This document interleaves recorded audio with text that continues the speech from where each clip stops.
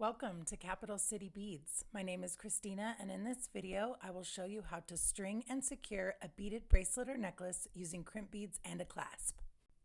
My favorite stringing material to use for bead stringing is Softflex beading wire. Softflex is a nylon-coated stainless steel cable that is flexible, durable, and won't rust.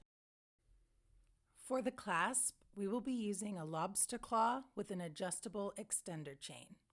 This will make your necklace or bracelet adjustable by 2 to 3 inches in case you're not sure what size you need. I will show you how to use wire protectors and attach the clasp with crimp beads and crimp covers.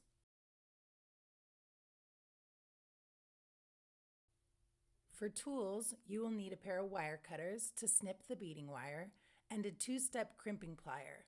This plier has 2 small grooves that work with a 2mm by 2mm crimp tube. You will also need a chain nose plier with no teeth or texture on the inside. If you don't have the 2-step crimping plier, that's no problem. I will show you how to crimp using just the chain nose as well. All of these tools and findings can be found on our website linked in the description of this video. So I've already strung up my project. This is a 2-in-1 necklace or triple wrap bracelet. You can wear it either way. The average length for a bracelet is 6.5 to 8 inches. For a triple wrap bracelet, the shortest length will be 19.5 inches. This includes the clasp. My beads total about 19 inches, and the clasp and crimps will add that last half an inch for a total of 19.5 inches. A 3-inch extender chain will be added to the end, so this piece will be adjustable from 19.5 inches to 22 inches and can be worn as a necklace or a bracelet. However long you are making your project, always add 6 inches of wire to allow for enough wire on the ends to comfortably secure your clasp. Once you've strung up all your beads and double-checked your length, it's time to add the clasp. First, string on 1 crimp bead. Be careful not to lift your wire too high or you risk the beads flying off the other end. If you're worried, you can always add some tape on the opposite side to stop the beads. Next, string on the wire protector. Pass the wire up one side of the wire protector and down the other side. Do not pass this tail through the crimp bead.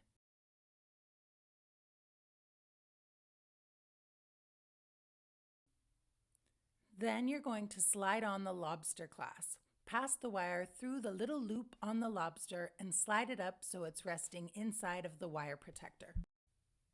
Now you'll slide the crimp bead over that little tail and all the way up to the base of the wire protector. You want that tail to be about a half an inch to an inch long.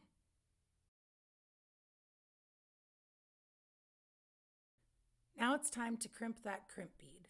If you do not have the 2-step crimping plier, you can use your chain nose plier and smash the crimp bead with the tip of the plier. Don't be afraid to squeeze it and give it a really good squish. To use the 2-step crimping plier, we're going to start with the inner channel. This channel is shaped like a kidney bean. Lay the crimp bead inside the groove of that inner channel.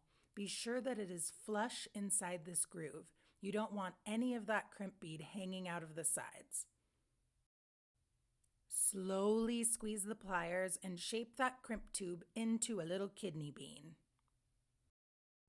Next, open the pliers and turn the crimp bead on its side so that the dent of the kidney bean is facing up. Line the sides of the kidney bean into the outer grooves closest to the tip of the crimping plier. Make sure that groove is facing straight out and not at an angle or you'll get a wonky crimp. Gently squeeze the pliers and fold that little kidney bean into a tiny crimp taco.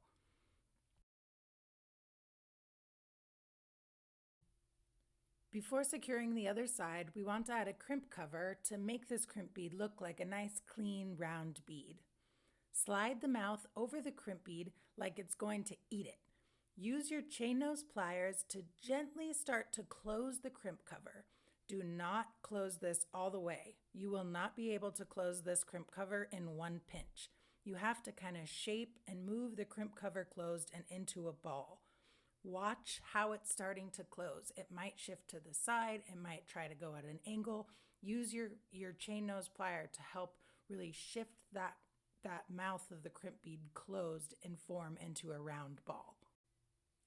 I have been making jewelry for about 12 years and I still mess these up sometimes. So if your first crimp cover looks a little wonky, don't worry, it happens to the best of us. Now we're going to move on to securing the other side. Slide all of your beads down and over the tail.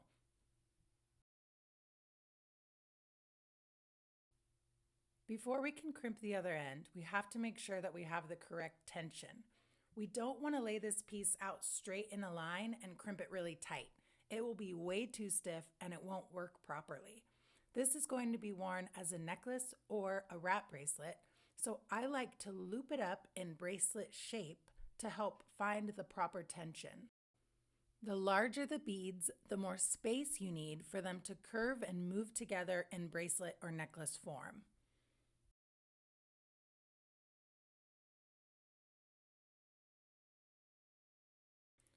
We will be adding the extender chain on this side. You can do 2 to 3 inches of chain to allow for an adjustable size. This is great if you're selling or gifting your work and you're not sure what size will be needed for your clients or your friends. This is just a regular cable chain that happens to have large enough loops for my lobster claw to clip into them.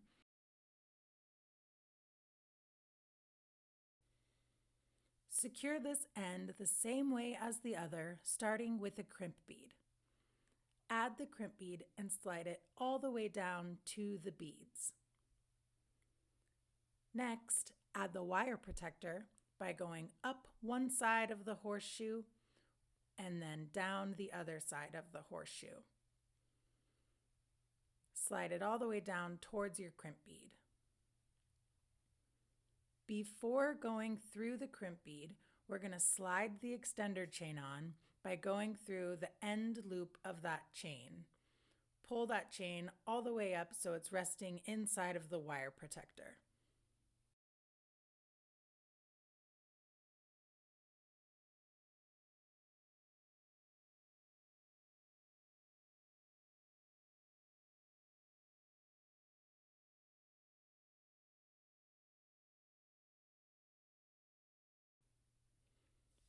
Pass that tail end of the wire back down through the crimp bead and through the first few beads to hide the tail.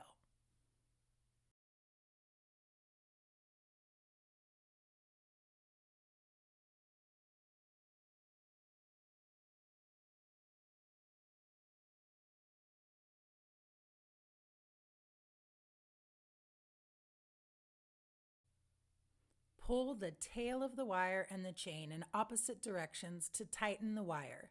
Don't pull this too tight. If this is cinched up super tight, you will have a very stiff necklace or bracelet. Leave a fingernail's length space between the crimp and the last bead to leave room for the crimp cover.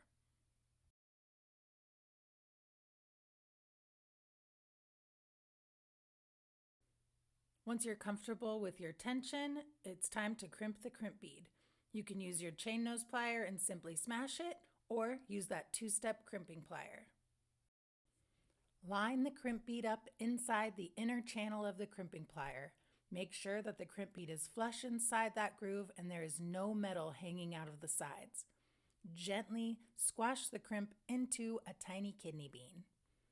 Remove the crimp and turn it on its side. Line the sides of the kidney bean up in the grooves of the outer channel. The dent in the crimp should be centered and facing up and away from the plier. Slowly fold the kidney bean into a crimp taco.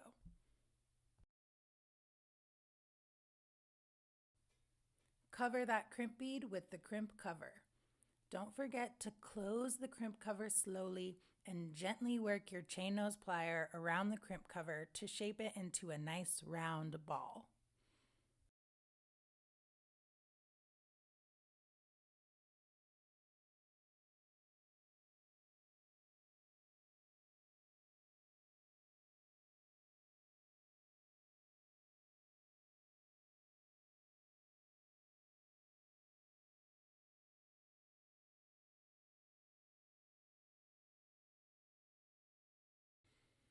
Trim off your tail and enjoy your necklace or wrap bracelet. Basic stringing starter kits are available on our website, capitalcitybeads.com. Included in the kits is a 10-foot spool of fine soft flex and enough lobsters, crimps, crimp covers, and wire protectors for 6 projects. All of the materials and tools I used to create this necklace wrap bracelet are linked in the description of this video. Subscribe to our channel and find us on Instagram at Capital City Beads.